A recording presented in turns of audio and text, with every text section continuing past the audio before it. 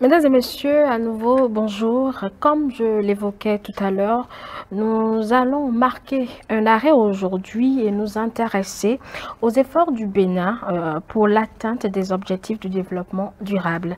Vous le savez certainement, il y a de cela quelques années, l'Organisation mondiale, l'Organisation des Nations Unies a donné à tous les pays du globe une feuille de route résumée en 17 objectifs à atteindre à l'horizon 2030 pour bien évidemment le bien-être des populations du monde. Sous le régime de la rupture puisqu'actuelle, on constate que des efforts ont été faits, de gros efforts fournis donc avec les marchés internationaux qui font de plus en plus confiance à notre pays.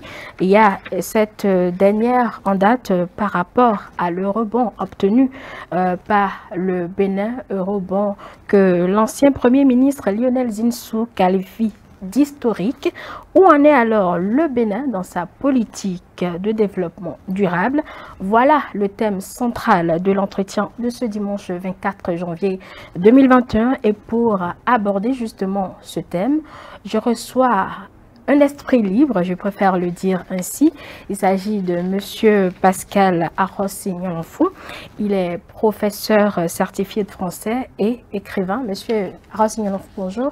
Bonjour, madame. Et bonne arrivée, je vais dire, dans nos studios. Oui, merci, et merci surtout de m'avoir invité.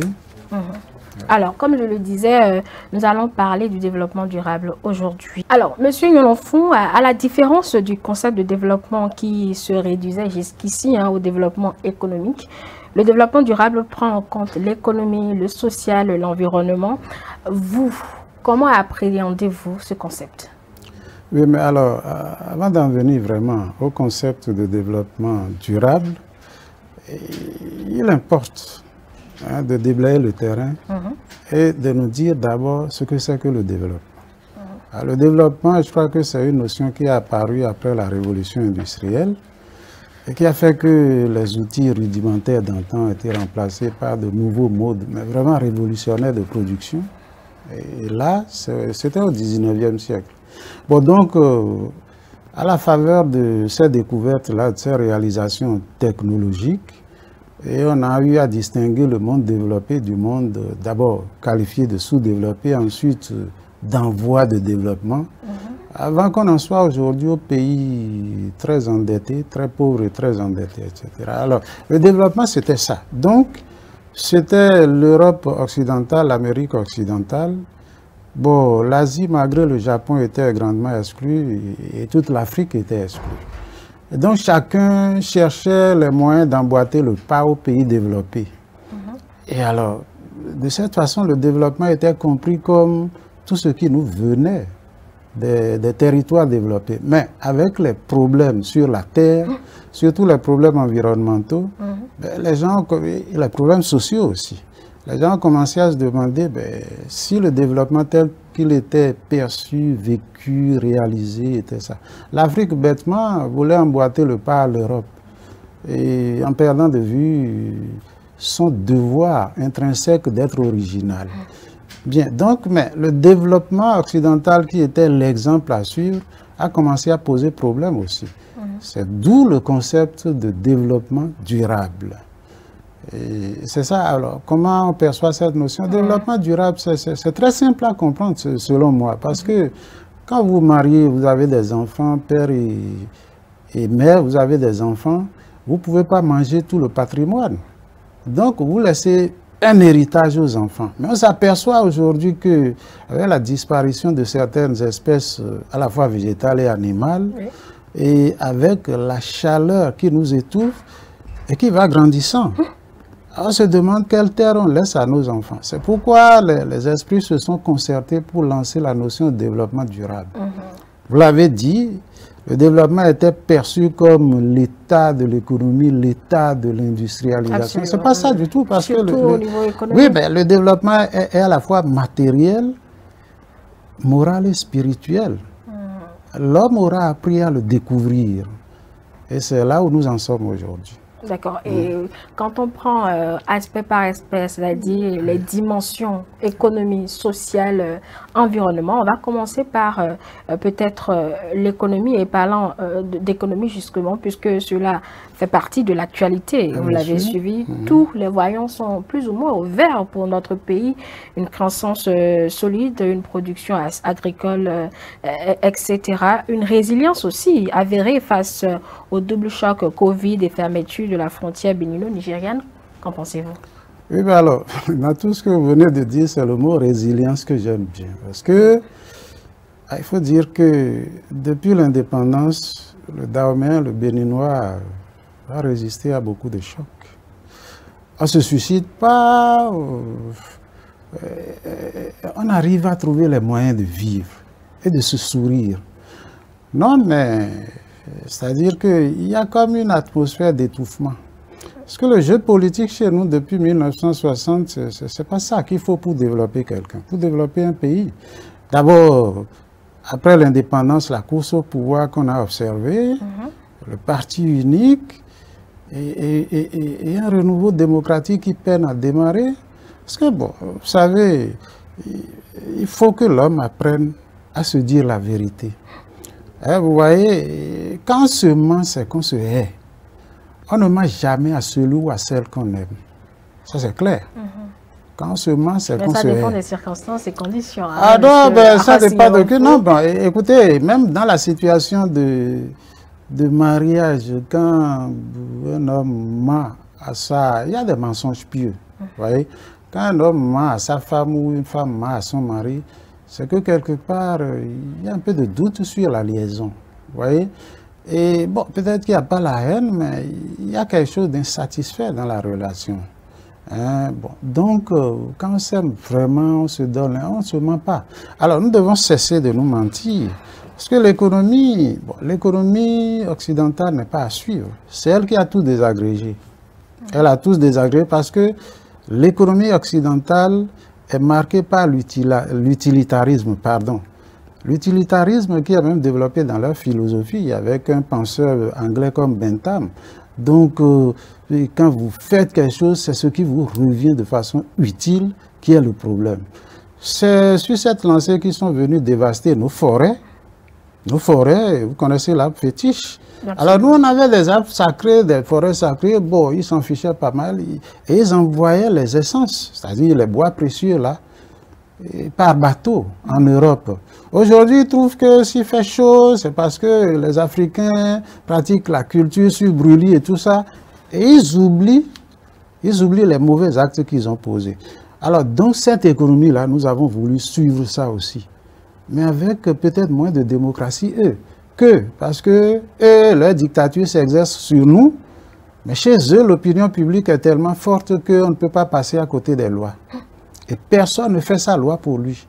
C'est la loi consentie par tout le monde qui est la loi. Et donc, on peut estimer que l'Occident détruit, mais a aussi des garde-fous que les Africains n'ont pas toujours. Alors, l'économie chez nous, moi, je ne sais pas comment elle se porte. Parce que moi, déjà, je ne suis pas économiste. Je n'ai pas les moyens d'évaluer l'économie. Ce que je sais, c'est que notre économie, là, du temps du gouvernement Soglo déjà, qui déclarait beaucoup de croissance, des taux de croissance, les Occidentaux ont fini par comprendre à cause des pressions populaires que, bon, peut-être que le taux sur le plan technique n'est pas toujours faux, mais est-ce que cette croissance a un impact sur la vie des gens?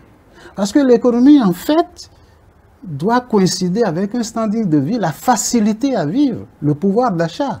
C'est ça que nous n'avons pas aujourd'hui. Il vous arrive de traverser le pays. Moi, je vais souvent de Cotonou à Sékou. Bon, au premier temps, c'était 2 personnes derrière. Mais on a fini par fermer les yeux, on a accepté 3. Mais les gens chargent aujourd'hui dans les taxis comme ils chargeaient avant.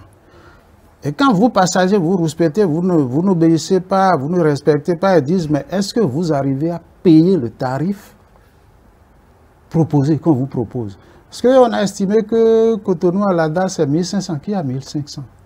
Mais si on n'a pas 1500... Si on voyage, on doit avoir les moyens on doit avoir les moyens. Vous savez, il y a des raisons coercitives de voyager. Vous êtes ici, madame. Vous apprenez que Dieu vous le garde, vous en garde, pardon. que votre soeur ou votre mari, une relation étroite, est en agonie à Alada. Mais si on vous appelle, c'est parce que on connaît votre relation avec cette personne, votre rapport avec cette personne. Est-ce que vous choisissez d'aller à Alada? Vous ne choisissez pas d'aller à Alada. On ne choisit pas toujours de voyager. Tous les voyages ne sont pas des voyages d'agrément. Il y a des voyages de travail, des voyages de nécessité. Et les passagers subissent ça parce que il n'y a pas de mesure d'accompagnement. Les taximens souffrent, nous-mêmes passagers, on le sait, mais on vous agglutine. Et là, on prie Dieu. On se dit, mais pourvu que ceux avec qui je suis agglutiné, là, n'aient pas le virus. L'économie ne se limite pas exclusivement à ce que vous dites, monsieur Arthur. Non, l'économie ne se limite pas exclusivement à ce que vous dites. L'économie, quand on me dit que le Bénin, par exemple, est premier dans l'exportation du cacao, par exemple, je ne veux pas choisir un autre, parce que la Côte d'Ivoire a eu cet exemple. Mais ça a boosté l'économie ivoirienne, le cacao. Mais ça a mené une aisance à vivre en Côte d'Ivoire, au point que les Ivoiriens n'aimaient même pas enseigner. Vous ne dites pas, j'espère que tous les Ivoiriens vivent mieux ou vivent bien. Ah, de toute façon... Il y a toujours ce degré, il y a toujours cette portion qui est plus ou moins dans les vous savez, un des éléments pour mesurer le niveau économique d'un pays, ben, c'est le taux de ceux qui vivent au-dessous du seuil de pauvreté. Ça, c'est un des éléments. Ben, si vous descendez dans le Bénin profond, Cotonou ici, il y a des gens qui n'arrivent pas à rien manger dans la journée. Mais ça ne préoccupe personne. Ça ne préoccupe même pas moi. Même pas moi parce que je me contente de ce que je gagne et je vis avec les miens. Je ne veux pas savoir ce qu'on vit dans un foyer à Didier. L'économie, c'est ça. L'économie doit conférer un peu d'aisance aux citoyens. Autrement dit, ça fait une économie embrigadée. C'est peut-être des démembrements, mais comme je le disais, ça ne se résume pas à la manière dont vous la caricaturez. Oui, mais dites-le. Je ne la caricature pas parce que c'est pourquoi j'ai donné l'exemple de la Côte d'Ivoire, par exemple. Parce que l'économie, ben, quand on parle beaucoup de la Chine aujourd'hui, la Chine fait l'effort d'arriver à faire vivre ses citoyens. Au centre culturel chinois, j'avais une relation là, le secrétaire, bon, paix à son âme, elle me dit, ben, monsieur, en Chine, les gens mangent bien. Et puis, quand il y a des produits, il y a trois gammes. Il y a les produits de petit prix, de moyen prix. Et quand il y a le portable pour tout le monde. Vous me direz que beaucoup de gens achètent le portable. Il y a beaucoup de gens qui achètent chez nous, mais qui n'arrivent pas à utiliser, ils gardent. Ils n'arrivent pas à acheter les unités. Non, l'économie, lorsqu'elle existe, doit... Vous savez, les objectifs du millénaire. Alors, contre la pauvreté... Oui, alors... Réduction des inégalités. L'économie ne pactise pas avec des inégalités parce que les citoyens qui ne vivent pas bien ne produisent pas bien non plus. Hein. Ils ne produisent pas bien non plus. Alors, moi, je ne sais pas comment les gens évaluent l'économie. Je ne veux pas dire que mon économie béninoise est mal en point. Si elle était si mal en point, comme je le disais tout à l'heure, les marchés internationaux n'allaient pas... Oui, mais vous savez, oui, les marchés le langage international existe, mais nous, nos situations propres, nos réalités dans le pays doivent... Et je vous ai dit que le président lui-même, on le lui dit partout. Il a été à Boycon, on lui a dit, ben, nous aussi, l'argent ne circule pas. Il y a plusieurs références pour l'économie. Vous savez, le rail, hein, parce que le chômage est anti-économique et le chômage est sévère chez nous. C'est une situation à corriger. Il y a beaucoup de... C'est une situation qui se corrige aussi. Il y a un programme d'emploi pour les jeunes actuellement qui est en cours. Oui, le programme d'emploi pour les jeunes ne doit pas être un vœu pieux. Il faut qu'il soit habillé. Il faut qu'il soit réaliste, réel, et se matérialise. J'ai parlé du rail. Alors, que devient-il en Afrique? Et on parle d'économie. Mais notre économie ne sera jamais compétitive parce que nous ne connaissons pas les éléments qui propulsent l'économie. C'est la santé des citoyens et la qualité des services. Nos services sont très mal tenus. C'est ça le problème. C'est pas, on ne viendra pas ici à vos émissions faire de la propagande politique ou bien de la contre-propagande politique. Nous, il faut parler scientifiquement. Et quand on analyse les situations scientifiquement, ben l'Afrique, comme dirait l'autre, non seulement elle est très mal partie, mais elle persiste à ne pas trouver le bon départ. C'est ça le problème. Ce n'est pas parce que j'ai les moyens, moi, si je me fous Pascal, de construire 10 maisons à étage que l'économie est chose. Non, il faut que dans leur ensemble, le pays se porte bien. Votre maison de télévision, qui vous aide? Vous êtes celui qui a eu cette initiative-là. Il n'y a pas de subvention, on n'assiste personne et chacun se débrouille. Ça, c'est pas de l'économie. Est-ce que l'État va se mettre dans chacune des maisons des Béninois pour faire ce que vous dites là? Ah non, mais quand moi j'étais élève, vous savez, il y avait pour aller aux hôpitaux, par exemple, un certificat qu'on appelait le certificat d'indigence. Vous comprenez? Ça, je laisse ça d'indigence, ça veut dire que tout le monde peut avoir accès aux soins de qualité. Il y a toujours le fonds pour les indigents. Oui, bon, là... Il demeure. Oui, il demeure, oui, d'accord. Déjà, moi, je ne suis pas indigent puisque j'ai... Et il y a aussi le projet Arche actuellement. Toujours récemment, le projet a été généralisé aux pauvres et extrêmes pauvres des 77 communes du Bénin. Très bien, et ça fait vivre. Oui, bon, il y a des initiatives, il y a des projets, il y a un peu de tout. Mais nos pays africains sont partis, et je crois le Dahomey ou le Bénin avec, sont partis se plaindre à Cancun du fait que les États-Unis subventionnent la paysannerie. Vous voyez? Bon, notre dirigeant, au lieu d'être responsable, est de se servir de cet exemple pour se demander ce que nous aussi on peut faire pour assister nos paysans afin de barrer la route à l'importation massive des produits américains. Non, ils sont partis bêtement se plaindre à Cancun. Mais quand des chefs d'État africains se plaignent à Cancun, qu'est-ce que ça fait aux États-Unis? Ça ne fait rien aux États-Unis. Déjà, ils ne sont pas représentatifs sur le plan de la puissance. Les États-Unis qui tiennent tête à l'Europe, qui refusent les accords internationaux, et vous partez bêtement vous plaindre à Cancun. Au lieu de vous demander dans votre budget quelle part accorder à la paysannerie pour que les fonctionnaires, vous ne cultivez pas. Mais ce n'est pas parce que vous ne cultivez pas que vous n'êtes pas utile. Déjà, nous sommes à une séance de sensibilisation. C'est vous qui animez ça. Mais le pauvre salaire que vous recevez, vous ne pouvez pas aller jeter ça dans du poisson et du maïs. Mais celui qui a produit son poisson et son maïs, il a besoin de vivre aussi. Voilà des propositions. C'est toujours mieux de faire des propositions que de rester dans son coin à ruminer qu'il n'y a pas ci, il n'y a pas ça, le chômage, etc. Oui. Pourtant, il y a des efforts qui sont faits. Déjà, moi, je ne suis pas chômeur, j'ai travaillé 31 ans. Je ne me référais pas à vous, monsieur. Oui. Donc, le chômage n'est pas ma préoccupation, sauf pour mes enfants, mais Dieu veille. C'est pour vous dire qu'il y a des politiques en place, des stratégies en place, toujours pour améliorer ce taux de chômage au Bénin. On le reconnaît, des efforts sont à faire. Madame, n'occultez pas les 800 000 emplois actuels. Je parlais tout à l'heure du PSIE également. Oui. Il y a des projets en place. Il y a un proverbe chez nous qui dit on ne se penche pas pour regarder ce qui arrive. Ce qui arrive là, que la chose arrive. Parce que vous êtes là, on dit papa arrive. Mais c'est quand papa sera là devant vous que vous allez vous jeter sur lui. Papa arrive à belle lurette et vous allez jouir de sa présence. Donc il y a des projets. Et nous sommes à l'étape virtuelle.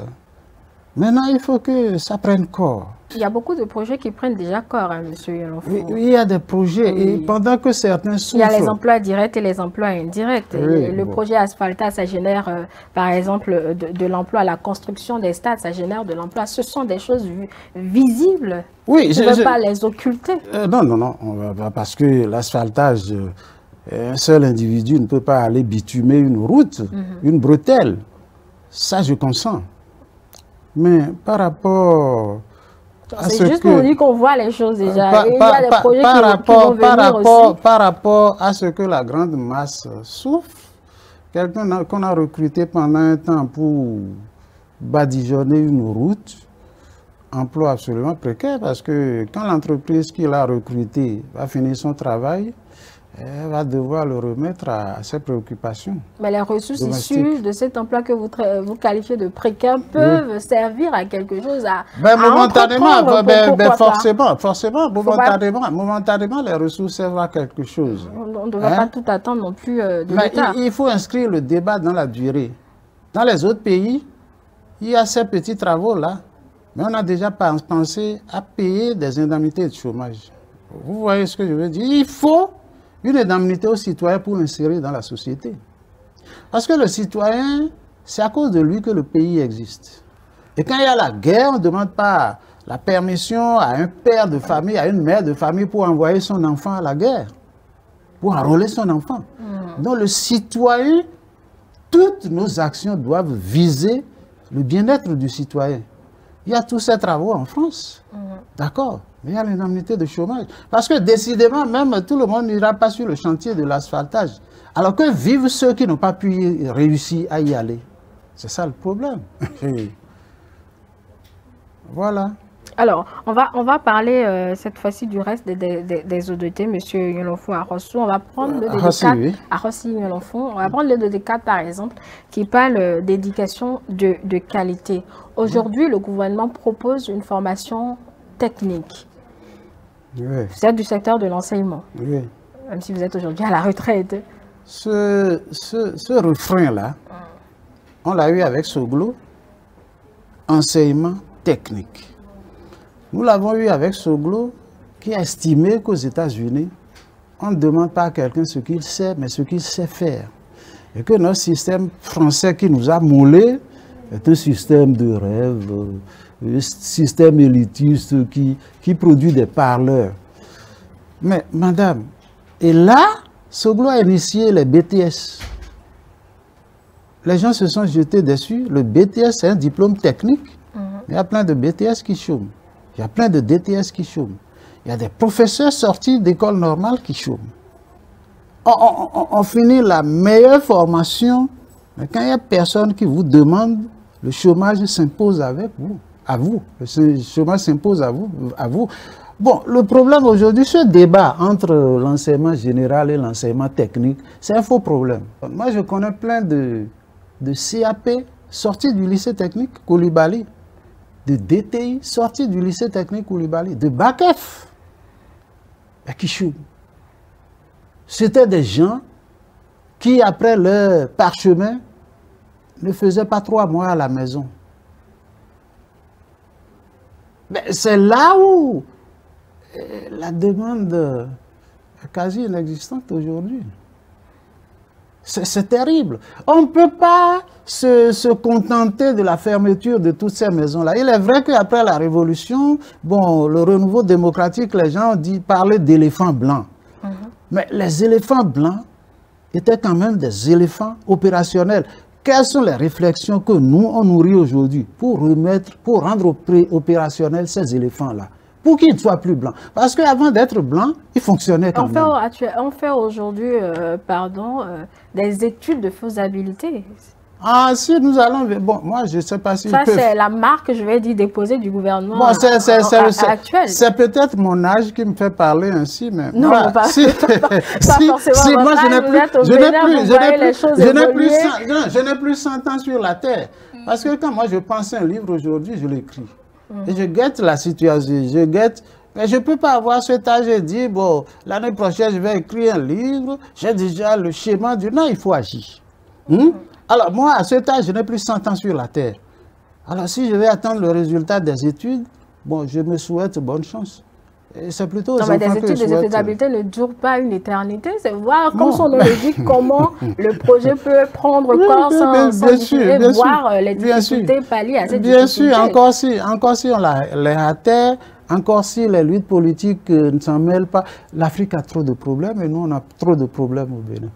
Quand vous entendez, c'est tout comme si vous êtes resté plus ou moins dans le passé, vous omettez ce qui se fait aujourd'hui. Ah non, bon, vous savez, je suis... Non, bon, c'est-à-dire là, vous pouvez me prendre en faute, hein, parce que moi, aujourd'hui, je dors beaucoup.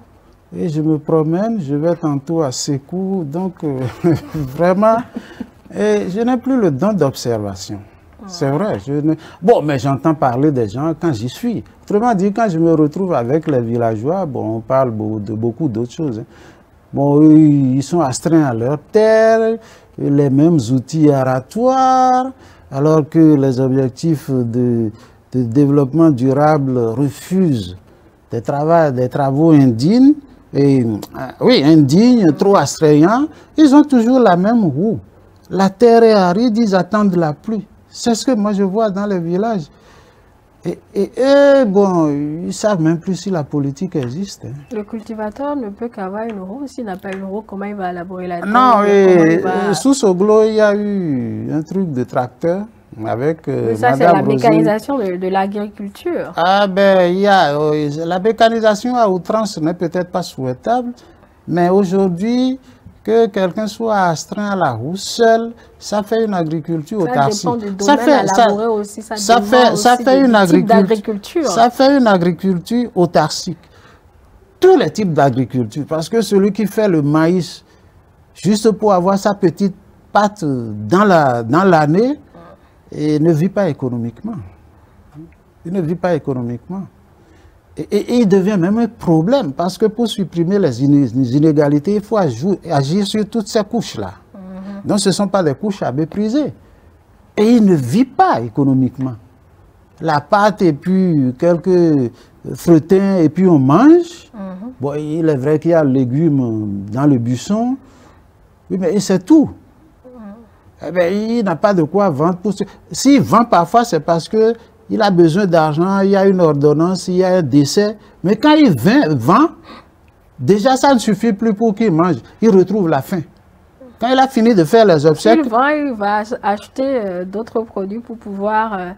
Quel produit? Je vous dis qu'il vend... Il élargit son agriculture. Je vous dis qu'il vend ce qui s'est réservé pour manger. Il vend pour payer la cotisation lors des obsèques. Il vend pour honorer une ordonnance. Que voulez-vous qu'il ait l'argent pour acheter encore? Et Baudelaire a parlé au 19e siècle des femmes souffreteuses. Allez un peu dans les campagnes, vous verrez ce qu'on appelle la vie. De belles femmes qui, à long terme, deviennent indésirables. Mais parce que la nature les a torturées. Mais nous vivons une tragédie. Les inégalités sont dans toutes les sociétés, monsieur Yolofo. Les inégalités sont dans toutes les sociétés. Alors, sortez la lutte contre les inégalités, sortez ça des ODD. Je crois que dans les ODD, ceux qui se sont rassemblés pour sortir cet évangile-là savent de quoi ils parlent. Si les inégalités... Parce que le concept d'inégalité fonctionne sous deux aspects. Il y a une inégalité que nous n'avons pas le pouvoir de supprimer, c'est l'inégalité de fait, due à la nature. On ne peut pas exiger que tous les hommes aient la même taille, qu'ils aient la même corpulence. Non, on ne peut pas. Mais au moins sur le plan social, quand j'ai 5 enfants, je ne peux pas permettre que l'un aille à l'école et que l'autre n'y aille pas. C'est ça l'inégalité sociale. Alors là, les ODD, ce sont des vœux pieux. Ce sont des vœux pieux tant que l'homme ne changera pas de comportement et de pratique sociale.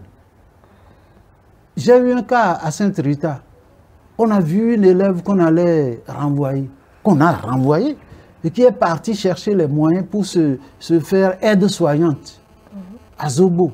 Le médecin me connaît et me dit, mais monsieur Ahosé, vous dites que vous êtes professeur à Sainte-Rita. Mais la fille qui s'en va là-bas, elle est élève là-bas. Elle s'est dit, appelez-la. Et elle veut être aide-soignante. Je me suis rapproché de la famille. Le directeur a saisi l'affaire. On lui a favorisé l'accès à l'école. Cette fille a eu le BPC, le bac. Mais quand on a été voir ça, mais sa mère a dit quoi? Elle a dit que son père est hémiplégique depuis des années. Il travaillait à l'hôpital de Port-Nouveau. Qu'elle vend l'huile à moteur au bord de la route. Et qu'elle a des frères, qu'elle se concentre sur les frères, elle ne peut pas s'occuper de tous les enfants. Elle est une femme, elle peut se marier. Vous voyez ça? Vous voyez où va chercher le droit des femmes? Alors, elle a eu la chance d'avoir été remarquée par l'établissement pour être remise dans ses droits. mais la plupart, les 1001 autres filles. L'éducation des femmes, ça ne fait pas le souci des foyers, surtout des foyers pauvres, parce qu'ils n'ont pas les moyens. Et comme on estime que c'est l'homme, c'est ça le concept africain, on estime que c'est l'homme qui cherche la femme, qui épouse et qui entretient sa femme et fait des enfants. Donc c'est à l'homme qu'il faut donner le plus de chances dans la vie. C'est ça le concept. L'école est vraiment... L'école était gratuite. Celui qui est pauvre aujourd'hui peut bénéficier du programme des cantines scolaires qui donne au moins un repas. Ça, c'est le minimum, un repas chaud à l'enfant pour le maintenir à l'école. Et pour le maintenir à l'école, et pour qu'il aille passer la nuit. Bon, évidemment, ça le maintient à l'école vraiment parce que quand il a passé la nuit sans manger, il se dépêche d'aller à l'école le lendemain pour avoir un petit bol de riz. Il y a l'envie d'étudier. Il y a l'envie d'étudier. Donc, quand il a digéré le bol de riz à l'école et qu'il revient à la maison, il ne peut pas étudier parce que la faim est là et il sait que ses parents n'ont pas les moyens. Il dort pour courir à l'école manger. Donc, vous savez, c'est-à-dire que quand on parle des situations africaines, on a envie de rire. On a envie de rire. On n'est pas sérieux. On a envie de rire. Donc, pour vous, on doit retirer l'inégalité des 17 objectifs de développement. Ça, c'est votre avis personnel. Oui, parce que c'est un vœu pieux. Nous allons parler à présent, M. Arossi, si vous le permettez, de l'eau, le l'accès à l'eau propre et à l'assainissement. Oui. Au moins, vous êtes là et vous voyez la disponibilité de l'eau, le phénomène des bidons jaunes qui aujourd'hui est conjugué au passé, on va dire. L'eau, oui, l'effort pour fournir l'eau potable date de longtemps. Et il date de longtemps cet effort-là. Parce qu'il y a des maladies hydriques. Et donc, personne n'a envie de voir ses citoyens mourir massivement comme ça. Ça dépeuple le pays. Mais l'eau est toujours un problème, madame. L'eau est toujours un problème parce que il y a des zones, je ne vous dis pas, hein, rien ne les a atteints encore. Si on décide de répandre l'eau réellement et que l'eau atteigne vraiment tout le monde, on met un budget fort sur ce projet et on ne laisse pas ce projet aux ONG hollandaises et tout ça. Elle coûte très moins cher, monsieur. L'eau coûte moins cher. Très moins cher. Elle coûte moins cher, bon, elle est à vil prix, mais je vous dis que moi, je vis parmi des gens qui n'ont pas parfois 25 francs pour chercher l'eau qu'il faut. Les gens, l'huile rouge, j'ai vu à Sékou une fois, l'huile rouge que nous consommons ici à Cotonou, on a pris l'eau de ruissellement très rouge. Là où on crache, on fait tout, on a pris ça pour aller observer une étape de la fabrication de cette huile-là. Nous étions à Rodéo, on prend cette eau. Eh, madame, ce qui se passe, et nous on consomme cette huile. Et moi j'ai juré de ne plus acheter de l'huile de cette provenance-là. J'ai vu une dame la dernière fois qui fabrique une huile, mais qui a sa citerne. Dieu merci, c'est avec ça qu'elle fait. Et j'ai acheté. Donc pour vous, aucun effort n'est fait. Si c'est cela, c'est que vous êtes vraiment... Quand vous dites aucun effort, moi je ne fustige pas un gouvernement, hein, parce que bon, là, la politique africaine, moi j'ai mon idée là-dessus. Je ne sais pas quel président est bon, quel président est mauvais, dans la mesure où tout le monde vient pour s'accommoder de la souffrance des autres, pour mettre ses collaborateurs à l'abri de cette misère. Moi, je ne vois pas... depuis 1960, c'est un peu ça. Mais de 1960 à 1972, début de la Révolution, la chose était moins criarde. Moins criarde parce que quand vous prenez une ville comme Port-Nouveau, avant la Révolution, vous avez des policiers dans la même maison que les plantons. Les gendarmes vont à la retraite presque en location. Et les ministres n'affichent pas de maison à étage à gogo. C'était ça, jusqu'à la Révolution. Mais on a l'impression qu'un démon s'est introduit au Dahomey, au Bénin, depuis la Révolution, où les inégalités ne cessent de se creuser. Ce n'est pas normal, c'est impie. C'est impie, ça exclut même l'idée de Dieu. Chacun cultive son halo de bonheur là, dans l'ignorance totale de la misère des autres. Ce n'est pas bon. Avant la Révolution, il y avait dans les campagnes des assistantes sociales qui apprenaient aux bonnes dames à faire la bouillie de bébé et tout ça. Il y avait des encadreurs ruraux qui apprenaient des techniques agricoles aux gens. Mais on a l'impression que ces bonnes manières, ça ne fait plus l'affaire de personne. Non, ces projets-là existent toujours, monsieur Arossi. Oui, bon, vous êtes pratiquement dans je vous un aime beaucoup. Vous savez le projet que moi j'ai maintenant? Non, dites-moi. C'est de demander votre main en mariage. Monsieur, tout le monde a des projets. On va revenir à notre émission et parler un peu plus sérieux. Oui. Parmi les piliers du développement durable, il n'y a pas que les inégalités, il n'y a pas que la pauvreté, etc. Il y a aussi l'environnement. Oui, il y a l'environnement et là, c'est que l'Afrique doit s'organiser pour mettre les Européens devant leurs responsabilités. Alors, les Européens, les Occidentaux placent toujours le danger chez les autres. C'est ces gens-là qui ont détruit l'environnement. Parce que nous, on avait des pratiques traditionnelles qui sauvegardaient l'environnement. Les gens parlent d'espèces qui disparaissent aujourd'hui, qu'on ne voit plus. Non. Nous, dans nos réalités traditionnelles, il y a des moments de pêche, des moments de chasse. Il y a des forêts sacrées où certains animaux se réfugiaient. C'est eux qui sont venus avec leur blablabla dire que nous n'avons pas de culture, de civilisation, ils ont les meilleures manières, ils ont toujours les meilleures manières. Mais c'est leurs firmes là, internationales, les firmes, les usines, qui déciment tous les pays. Si l'environnement doit être assaini, c'est l'Europe seule, c'est l'Occident, l'Europe et l'Amérique développée, le Japon aussi. C'est eux qui ont les moyens d'assainir l'environnement. Nous, on n'a pas les moyens en Afrique de parler d'environnement et d'agir sur l'environnement. C'est eux qui détruisent l'environnement. Et les gens vous citent les pots d'échappement des motos. Bon, il est vrai qu'il y avait trop de fumée à Cotonou, par exemple, sous la révolution Cotonou 2 et Kérékou 2. Ben, on ne voit plus ça, c'est l'environnement. Avec ces motos-là qui... Oui, qui répandaient de la fumée. On a imaginé l'essence, on a laissé l'essence à 2 temps, hein, je crois. Bon, mais personne ne parle des fusées qui parcourent nos cieux tous les jours. Des mauvais nuages qui courent sur nos têtes. Et vous croyez que ça, là, ça n'agit pas sur l'environnement? Les gens ont une position guerrière dans le monde. Et ils font tout pour tenir les autres en respect. Tous les essais nucléaires, tout, sans leur dire rien. Ce sont les pots d'échappement. Non, mais on a l'impression que tout le monde a peur, il ne faut pas en parler. C'est les Européens et les Occidentaux qui détruisent l'environnement. C'est vrai que l'Afrique ne se retrouve pas trop dans mais on parle de culture sur brûlis. On parle de culture sur brûlis. Les techniques, j'ai suivi un atelier, un séminaire EPD, éducation pour la population et le développement durable. J'ai suivi ça pour le compte de la CSTB, où j'étais le délégué de la CSTB. Oui, mais on a recensé tout ça. Oui, mais la culture sur brûlis. Quand vous prenez un Africain, un paysan africain, quelle est la superficie qu'il emblave? C'est ça le problème. Eux,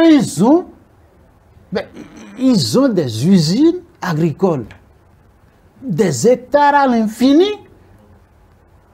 Et nous, c'est notre petite agriculture autarcique sur brûlis qui pose problème dans le monde. Mais il y a aussi les déchets plastiques. On ne peut pas, se retrouver nous, on fabrique des plastiques au Bénin. Nous, on fabrique des plastiques au Bénin. Dans la pollution de l'environnement. Non, madame, c'est-à-dire que la responsabilité de l'homme, vous parlez de déchets plastiques. Les sachets plastiques sont venus d'où? Ça fait un. Ensuite, même le bruit là, les appareils karaoké et tout ça, moi, j'ai fait l'Europe. Tu ne peux pas élever la voix dans ta chambre la nuit, empêcher les autres. Mais les appareils karaoké, non, mais c'est le commerce, quoi. Mais qui sont ceux qui déversent ça chez nous, au Bénin, en Afrique? Dans les grandes villes, les cités dortoirs sont respectées, madame. Mais il y a des endroits où on peut faire beaucoup de bruit. Moi, j'ai fait la Grèce, il y a une place qu'on appelle Plaka. Bon, si vous avez votre domicile là pour dormir, vous êtes foutu. Et on l'a dit à la brigade de pollution sonore, par exemple. On a dit au type, mais ça, ce quartier, c'est une cité dortoir. Et si le monsieur est venu ici pour se plaindre parce qu'il vit à Gangi, nous, on ne bouge pas. Parce que Gangi, c'est une zone commerciale, industrielle. Mais c'est dans les petits quartiers. Non, les petits quartiers ont leur niveau, ont le degré, et je vous dis, de même que les zones industrielles, ce n'est pas les mêmes. C'est pas les mêmes, la loi ne justement. prévoit pas les mêmes. Mais ici, les appareils karaoké qu'on a jetés au bord de la route et que des Africains sont partis ramasser pour les vendre ici avec des seaux grinçants. Mais nous n'avons pas la même morale, nous n'avons pas la même police. Et donc la pollution, l'environnement dont vous parlez, l'environnement c'est un tout. C'est pas seulement... Mais les agressions sur l'environnement vital, la nature, je vous dis que nous, on n'a pas les moyens de lutter contre ça. Et parce que déjà, ce n'est pas nous qui avons les moyens d'avoir agressé cet environnement de cette façon. C'est les Européens. Donc l'Afrique ne doit pas se retrouver parmi les pays... Mais nous sommes victimes. Nous nous retrouvons parce que, comme a dit quelqu'un, quand le feu est sur la case du voisin, si tu ne dis rien, il finira par atteindre ta case. Nous sommes victimes des problèmes de l'environnement. Nous ne sommes pas les auteurs des problèmes de l'environnement. On ne peut pas nous écarter tout de go moi, par acquis de confiance, je ne me vois pas responsable, madame. Non, mais pas vous, en tant que Pascal Arros, moi, ma région, parce que je suis de la vallée de l'Ouémé, j'ai grandi au Mono, j'ai vu le genre d'agriculture qu'on fait là. J'ai vu. Ça, là, ça n'agresse pas la chose. Et les méthodes culturelles sont si bien organisées que quand une terre devient stérile, vous la laissez pour le reboisement. Oui, mais alors, vous la laissez pour... Et il y a des forêts sacrées. Il y a des forêts sacrées. Les Blancs, tout, vous dites aujourd'hui, cette forêt-là, ça abrite un vaudou. Quitte là, et puis ils vont couper le bois qu'ils trouvent là. Alors c'est ça. Non, bon, c'est-à-dire que si les grands pays développés sont responsables, ils commenceront par reconnaître leur part de responsabilité dans tous les désagréments que nous sommes en train de vivre aujourd'hui sur la Terre. Ils sont coupables parce que auteurs de beaucoup de choses. Mais ils n'ont pas l'habitude de reconnaître leurs responsabilités. Parce que reconnaître qu'on est coupable, c'est quelque part reconnaître qu'on a fait des erreurs. Or, quand on affiche devant les gens qu'on a fait, un professeur qui dit « Ah là, j'ai fait une erreur, tout le temps j'ai fait une erreur », bon, les enfants ne suivront plus. Donc, ils n'auront plus les moyens de dominer les autres et d'envoyer leurs injonctions dans les pays dominés. C'est ça le problème. Il faut qu'ils reconnaissent leur part de culpabilité. Ils sont entièrement responsables de tout parce qu'ils sont trop cupides. Ils sont trop cupides. L'Afrique aussi peut s'abstenir d'acheter ou bien de prendre des produits qui polluent l'environnement, je pense que... Ah oui, madame, les pays, quand moi j'étais jeune, le nylon par exemple, c'était à la vogue. Si tu n'as pas une chemise manche longue, nylon, c'est que toi, tu es parmi les miséreux, quoi. Bon, le nylon, avec la chaleur, on a fini par comprendre que ce n'est pas ça qu'il faut. Au point que quand il y a un peu de soupçon de nylon dans des vêtements aujourd'hui, on ne porte plus. Voilà. Mais les gens, nous sommes à la traîne. Ils vous envoient chaque fois ce qu'ils veulent. Et il y a les vrais débats. À nous de refuser d'être le réceptacle. C'est pas facile de refuser. Quand le portable est venu, par exemple, la Chine, j'ai lu dans un journal français, la Chine a connu 3 étapes. La Chine s'est rendue compte que le téléphone mobile plaît à ses citoyens. Donc les gens consomment, ils importent, ils achètent. Ah, la Chine s'est dit non, non, non, ça ne va pas se passer comme ça. On va attirer des usines de formation du téléphone mobile chez nous. Deuxième acte. C'est dans un journal français que j'ai lu ça. Et donc, il n'est plus question d'acheter. Vous venez implanter, on vous fait des facilités, vous produisez le téléphone mobile chez nous. Vous parlez de chômage. Quand les usines viennent, le transfert de technologie ne se décrète pas. C'est avec la délocalisation des usines étrangères européennes que l'Asie se construit. Le Japon d'abord, la Chine ensuite. Vous venez fabriquer le téléphone mobile chez nous. Ça veut dire qu'il y a beaucoup d'élèves, d'étudiants qui ont fait les écoles techniques qui vont trouver de l'emploi dans ça. Leurs propres ingénieurs sont nés troisième acte, ils ont implanté leurs propres usines de téléphone. Et c'est eux qui ont commencé par trouver le G, machin, au point de faire peur aux États-Unis aujourd'hui. Mais nous, on est là, on a les bras, on importe facilement et on ne pousse pas la réflexion jusqu'à désirer fabriquer les choses qui sont adaptées à nous, que nous pouvons utiliser correctement. Et on est toujours là à recevoir tous les produits, toutes les injonctions de l'extérieur, tous les ordres. C'est destructif pour l'Afrique. Ce n'est pas normal. Vous voyez comment la Chine menace aujourd'hui les pays capitaux? Vous connaissez la Chine? Et vous êtes de certain âge, vous n'avez pas vu insulter la Chine sur la terre. La Chine qui, avec sa bombe trouvée depuis 1960, n'avait qu'une puissance militaire, mais où la population avait faim et tout ça. La Chine qui a des produits calamiteux, machin. Mais la Chine tient le haut du pavé dans l'économie et l'industrie aujourd'hui. Mais on ne bouge pas en Afrique. C'est ça. Et vous dites, mais il suffit que nous n'importions pas. Mais on va importer vos machines là. C'est produit au Bénin. Vous ne voulez pas qu'on importe? Le centre culturel chinois, quand vous allez là, les matériaux avec lesquels on a travaillé, on m'a dit que tout a été importé de Chine. Mais l'Afrique ne bouge pas. On ne bouge pas. Alors, monsieur Racine Yalonfon, le deadline pour l'atteinte de ces 17 objectifs, c'est 2030. Qu'est-ce qui reste au Bénin à faire? Qu'est-ce qui a été déjà fait, qui est à encourager? Et qu'est-ce qui reste à faire? Oui, repousser à 2030, ça fait un échec d'abord. Parce que les objectifs, tels que cités auparavant, étaient prévus pour être atteints en 2000. Avec la guerre par-ci, la guerre par-là, des politiques délabrées, des retards énormes sur la terre, on s'est rendu compte que la date de 2000, là, il est vrai que le millénaire continue. 2030, madame, on ira à 2080. Je ne suis pas pessimiste du tout. Non, ça, vous êtes complètement pessimiste, puisque vous ne voyez déjà rien qui soit déjà réalisé. Mais là, même le délai, vous trouvez qu'on ira au-delà, sans rien atteindre comme objectif, monsieur Yalonfon? Pour ce qu'on peut atteindre, même ceux qui croient en Dieu reconnaissent que Dieu est trop loin.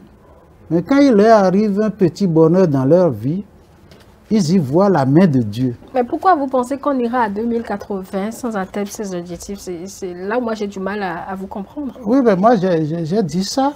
Mais nous sommes là pour comprendre ce qui va se passer. Parce que les objectifs de développement rural, il y a des aspects sociaux. Hein. Quand moi j'ai suivi ce séminaire-là, il y a les comportements sociaux, les fléaux sociaux. Vous voyez la fin des fléaux sociaux. Vous avez construit une maison et une bombe est venue souffler la maison. Et on ne cultive pas la sobriété dans la consommation. C'est une société de consommation intégrale. On peut acheter ce qu'on veut, comme on veut. Déjà, chez nous, l'enrichissement même ne se surveille pas. N'importe quel individu, parce qu'il a été, je ne sais pas moi, directeur de ceci, député de cela, ministre de cela, peut afficher 3 maisons à étage, 4 maisons à étage. Et vous voulez atteindre quel objectif? La sobriété dans la consommation. C'est des valeurs cardinales qu'il faut cultiver. Mais tout le monde est dans la consommation effrénée, madame. Je vous reporte à 2080, s'il vous plaît. Mais oui. Rien ne se fera en 2030. Même pas l'innovation qui fait partie pas du tout. Mais parce que, madame... Les villes durables, etc., on ne pourra rien atteindre selon vous. Oh, mais madame... Ça, vous êtes vraiment pessimiste. Je suis pessimiste. Le tissu que je porte là, nos habitudes, le tissu que je porte là, c'est des tissus qu'on vend au bord de la route là. 3 mètres pour 1500 ou 1250. Mais quand je vois le comportement de mes Béninois, le Vlisco est toujours en vogue. Alors on engouffre 80 000, 100 000 dans une pièce de Vlisco et des gens sont là pour vous proposer des choses qui peuvent vous draper. Parce que le problème de l'habillement n'est pas énorme chez nous, il fait chaud chez nous. On peut se contenter de s'habiller légèrement. Ben, le Vlisco est là parce que quand je m'assois quelque part, quand on me regarde en famille, là, dans le village, il faut qu'on sache que je suis quelqu'un. Non, cette mentalité-là nous permettra de rien développer. Ne rêvons pas, quoi. Donc, pour vous, et la justice social, on aura du mal. Eh bien, on aura du mal à la justice. Madame, vous gagnez combien? Excusez-moi. Bon, ne répondez pas à ma question. Mais vous êtes élément de ce pays. Vous rendez un service. Tant qu'il n'y aura pas la justice, d'abord au niveau de la rémunération. Parce que quand les fossés de l'inégalité sont trop grands, ceux qui jouissent font de la pagaille. Et ça entraîne les autres qui peuvent parfois aller voler pour atteindre votre niveau de vie. Ce n'est pas normal. Le SMIC est à 40 000 aujourd'hui. C'est-à-dire que 40 000 francs là, si moi je prends ça, ça ne peut pas durer une semaine. Vous avez compris? Mais il y a des foyers où le meneur du foyer ne garde que 40 000. Donc, pour vous, vous prenez plutôt date pour 2080. Oh, sinon 3 000, parce que d'accord. Je vous parle de salaire. Monsieur Pascal. D'accord, je vous parle de salaire. Monsieur Pascal, vous, avec toutes les peines que vous donnez, c'est un truc. Si vous dites que vous gagnez 400 000, je vais dire non. Parce que le monsieur qui a initié son truc, ce n'est pas une aubaine pour... Il vous donne l'occasion de montrer votre talent ici. Et vous le faites bien. Mais quant à voir ce que vous gagnez, il y a des gens qui peuvent gagner n'importe comment et n'importe quoi dans la même fonction publique. Bon, vous êtes dans le privé ici. Non, les objectifs du développement durable 2030, c'est le coin de la rue. Ne rêvez pas, ça n'ira pas. Monsieur Pascal Arossi-Nyolonfo, je rappelle que vous êtes professeur certifié de français. Ah, de français, oui. Voilà, et auteur. Vous préférez qu'on vous présente quelques en tant livres, qu'auteur oui, de quelques livres. Alors, nous allons conclure cet entretien parce que le temps est parti pratiquement à sa fin. Oui. Oui, et vous voulez que je dise un mot pour conclure? Le mot que j'ai à dire pour conclure, c'est que ce qu'on peut dire dans une analyse, ce n'est pas pour dénigrer ou caresser X ou Y. Le souhait, c'est que nous nous réexaminions, que nous nous aimions, que nous nous disions la vérité et que nous nous fassions prêts à pratiquer un peu de justice. Il y a intérêt aujourd'hui à considérer la base que représente le SMIG pour déterminer tous les autres salaires publics. Les salaires des entreprises privées et des, je dirais même des organisations internationales, c'est laissé à leur discrétion compte tenu des tâches. Donc, un minimum de justice et nous intéresser un peu au having not, comme on dit en anglais, parce qu'il y a des having not chez nous. Il y a des gens qui n'ont rien. Ils n'ont vraiment rien.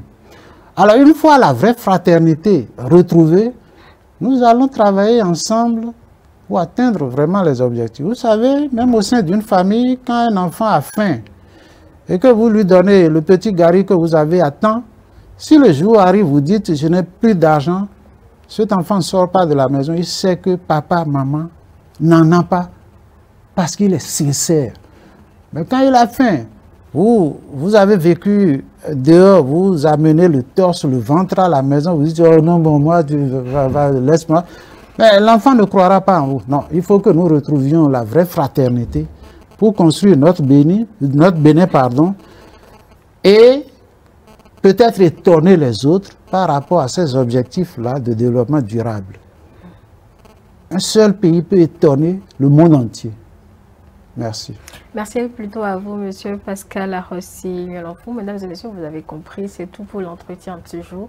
Vous retrouverez tout à l'heure, un peu après 13h30, toute l'équipe pour le débrief. Mais juste derrière, c'est la revue de presse.